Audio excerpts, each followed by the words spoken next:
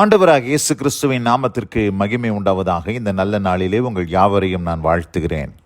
இந்த நாளின் தியானத்திற்கு என்று தெரிந்து கொள்ளப்பட்ட வேத பகுதி யாக்கோபு எழுதின பொதுவான நிருபம் 1 அதிகாரம் 27 ஜேம்ஸ் சாப்டர் 1 verse 27. திக்கற்ற பிள்ளைகளும் விதவைகளும் படுகிற உபத்திரவத்திலே அவர்களை விசாரிக்கிறதும் உலகத்தால் கரைபடாதபடிக்கு தன்னை காத்து கொள்ளுகிறதுமே பிதாவாகிய தேவனுக்கு முன்பாக மாசில்லாத சுத்தமான பக்தியாய் இருக்கிறது. ஆமென். பிரியமானவர்களே, நான் வாசிக்க கேட்டதான இந்த வார்த்தைகளிலே இங்கே யாக்கோபு, அப்போஸ்தலனாகிய யாக்கோபு ஒரு தேவனுக்கு முன்பாக மாசில்லாத சுத்தமான பக்தியை குறித்து இங்கே எழுதுகிறார். இன்றைக்கு கிறிஸ்துவ வாழ்க்கை என்று சொன்னாலே பக்தியின் வாழ்க்கை தான். எல்லாருமே பக்தியாக இருக்க வேண்டும் என்று தான் நாம் விரும்புகிறோம்.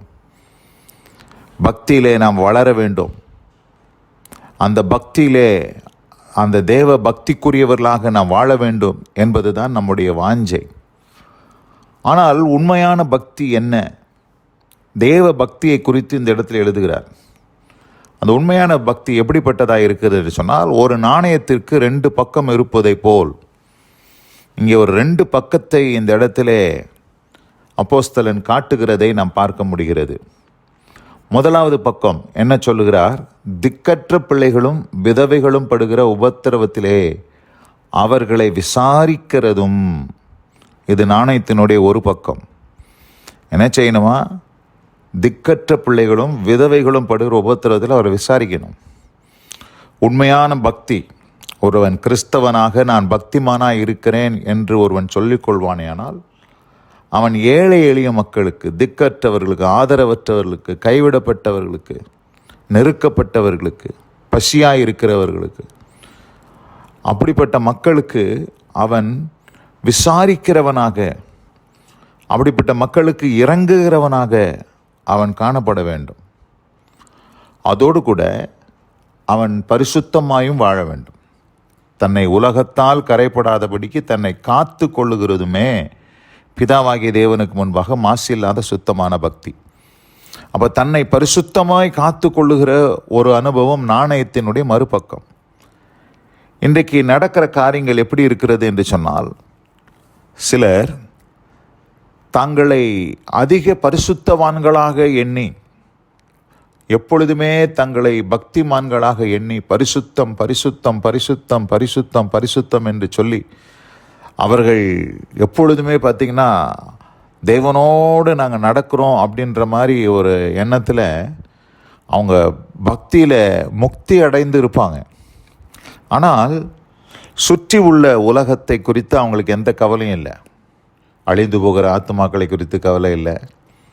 திக்கற்றவர்கள், ஏழைகள், அனாதைகள், விதவைகள் அவர்கள் படுகிற உபத்திரவங்களை நோக்கி பார்ப்பதற்கு அவர்களுக்கு மனம் கிடையாது.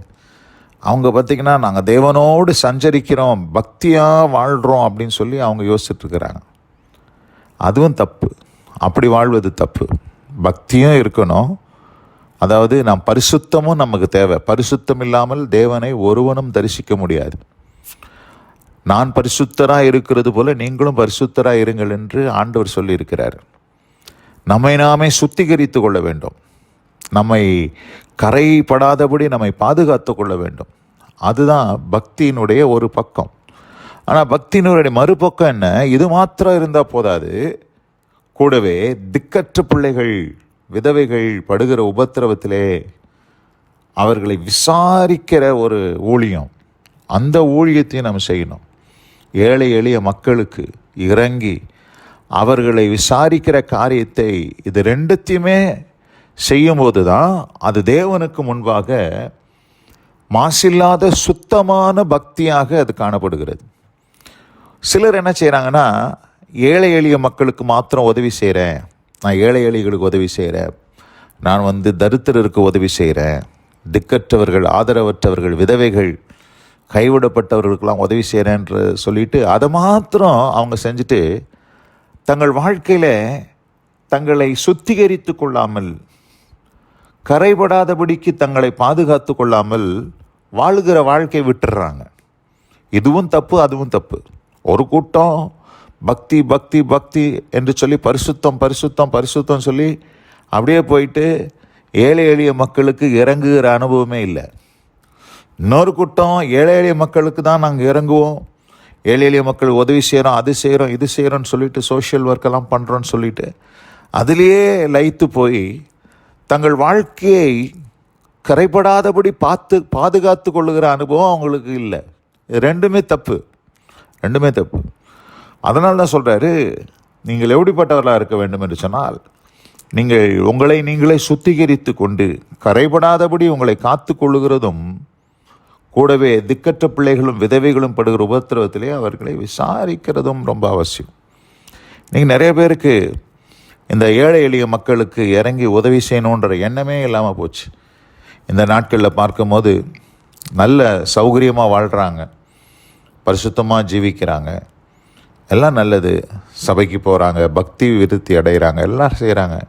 ஆனால் அந்த பக்தின்ற அந்த காரியத்தினுடைய மறுபக்கத்தை மறந்து போகிறாங்க. இன்றைக்கு அப்படி இராதபடி நாம் ஏழை எளிய மக்களுக்கு இறங்குகிறவர்களாக இருக்க வேண்டும்.